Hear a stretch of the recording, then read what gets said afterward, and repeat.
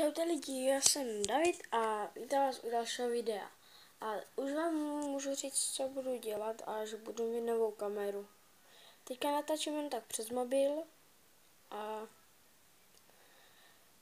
budu natáčet CSko, LOLko, takový ty kraviny, střílečka a tak. A budu možná dělat i někdy nějaký vlogy a takový to. Pozvu si někdy bráchu, sestřenicu, nebo sestru spíš, no. To bude až za 2 roky budu hrát. A natáčet se sestřenicou. Toto je jen takový krátký, už natáčím zhruba tak 1 minutu. To bude asi konec. A když vás to zajímalo, no, to radši vám říkat nebudu. Tak čus.